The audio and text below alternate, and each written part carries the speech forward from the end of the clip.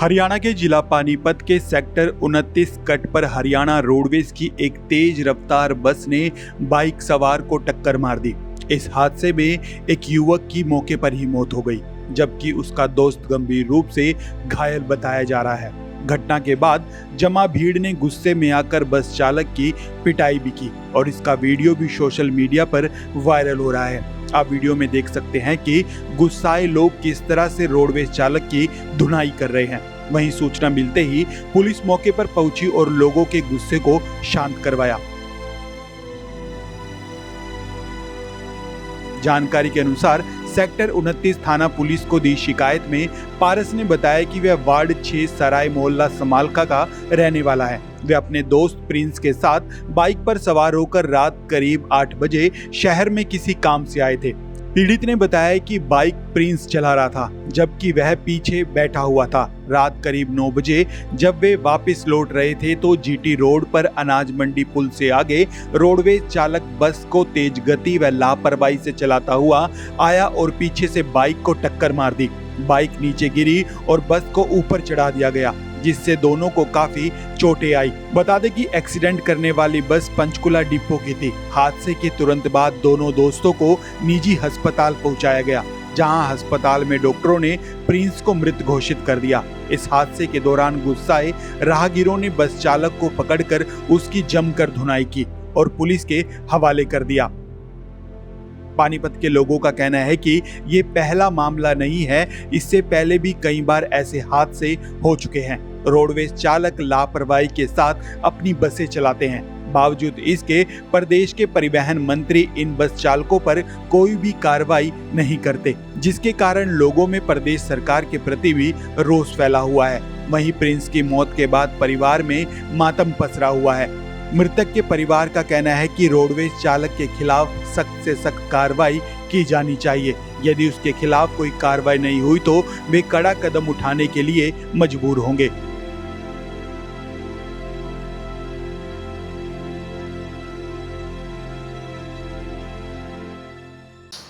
X vice chairman नगर पालिका समालखा।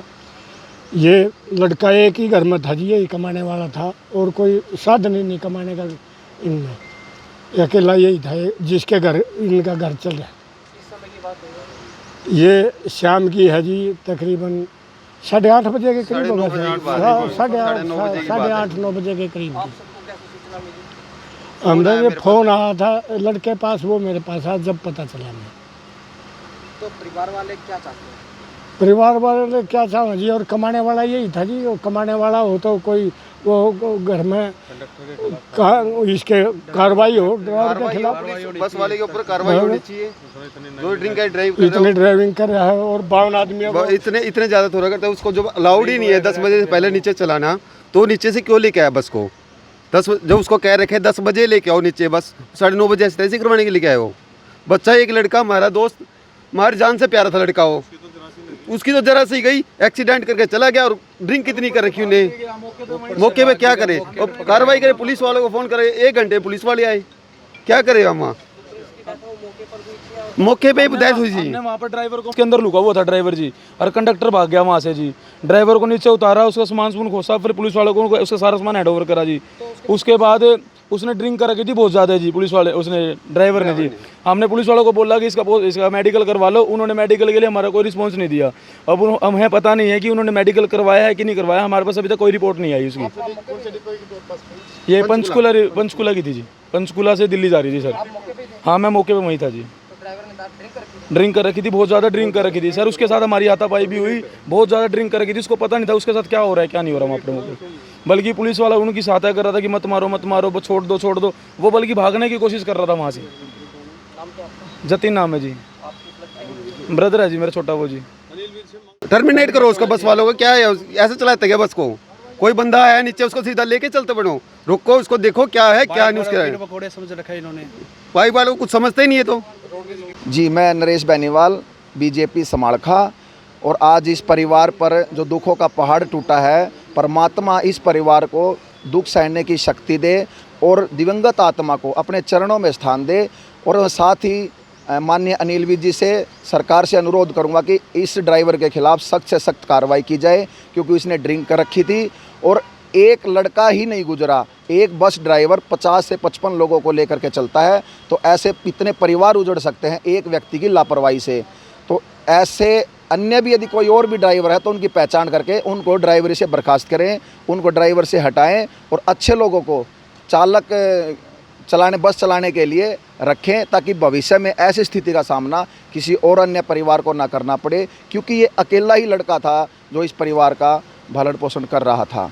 तो और सरकार से दूसरी मांग ये भी है कि इस परिवार की आगे की स्थिति ठीक हो तो उनके लिए कोई सरकारी नौकरी इस परिवार से देने की कृपा होगी तो इस परिवार का गुजारा अच्छे से हो जाएगा। जी समालका की तरफ से कुछ काम आए हुए थे यहाँ पानीपत में, और साथ में वापसी समालका के लिए थे। तो NFL के सामने जो है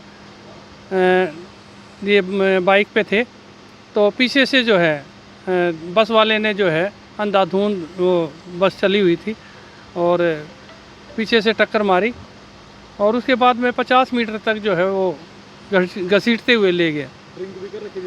हाँ, और जो प्रत्यक्षदर्शी थे जो उन्होंने कहा कि भाई ड्राइवर ने पी रखी थी काफ़ी और ओवर स्पीड भी गाड़ी थी।